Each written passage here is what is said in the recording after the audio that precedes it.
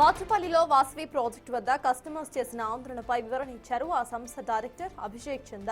Project నిర్మాణం 6 నెలలపైన ఆలస్యమైందని, corona ఇతర కారణాల వల్ల రేరా అన్ని సంస్థలకి ఒక ఏడాది గడువు ఇచ్చిందని అన్నారు.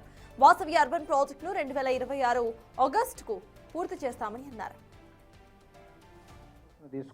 ఏదైతే కస్టమర్ నిరసన తెలిపారో వాళ్ళందరూ కూడా మీ వేదికగా నేను చెప్పదలుచుకుంది ఏంటంటే, మీరు ఎప్పుడైనా కానీ ఒక అడాక్ కమిటీ అనేది కూడా మేము ఫామ్ చేశాం దీంట్లో. అంటే అడాక్ కమిటీ అంటే ప్రత్యేకంగా ఒక్కొక్క బ్లాక్ నుంచి 2 రిప్రజెంటేటివ్సా ముగ్గురు రిప్రజెంటేటివ్స్ని తీసుకొని వాళ్ళని అసోసియేషన్ ఫామ్ చేసుకొని అసోసియేషన్ ప్రతినిధులతోని మేము చర్చలు జరపడానికి అన్ని విధాలుగా సహాయపడి ప్రాజెక్టు తొందరగా పూర్తి చేసి అందివ్వడానికి మేము సాయశక్తుల ప్రయత్నం చేస్తున్నాము.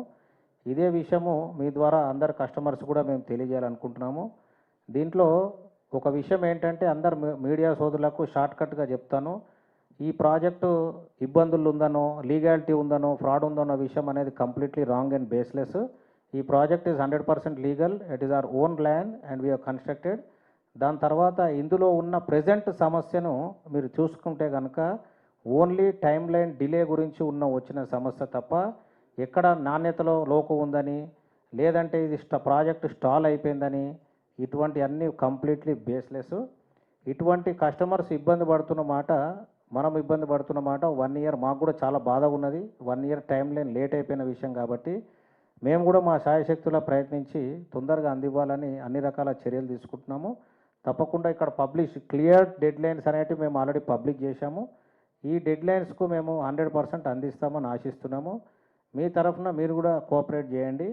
ఏవైతే లీగలీ ఆబ్లిగేషన్స్ ఉన్నాయో we are all ready to welcome and honour.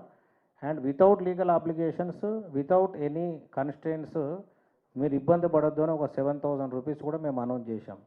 నిన్న జరిగిన ఎవరైతే ఆ 100 మెంబర్స్ ఉన్నారో వాళ్ళు నిరసన తెలిపిన వాళ్ళు మెయిన్ ఒక ఉద్దేశం, ఈఎంఐ మాకు కట్టండి, బిల్డర్ ఈఎంఐ కట్టాలి, మాకు బిల్డర్ ఈఎంఐ ఇవ్వాలి అని చెప్పి వాళ్ళ యొక్క ప్రత్యేకమైన డిమాండ్ ఉండే. బిల్డర్ అనేది ఈఎంఐకి ఎలిజిబుల్ కాదండి, ఎటువంటి అప్లికేషన్ బిల్డర్కు ఉండదు. ఇది నేను చెప్పడం కాదు, Supreme Court judgments, RERA guidelines, compliances తరఫున. ఒక ఫ్లాట్ వినియోగదారుడు కొనుక్కుంటే వాళ్ళు లోన్ తీసుకొని కొనుక్కుంటారా, వాళ్ళ సొంత డబ్బు పెట్టుకొని కొనుక్కుంటారా అనేది వాళ్ళ వ్యక్తిగతం. మాకు బిల్డర్కు మాకు ఎటువంటి ప్రమేయం లేదు, మాకు ఆ సబ్జెక్టుకు డిస్కషన్ లేదు.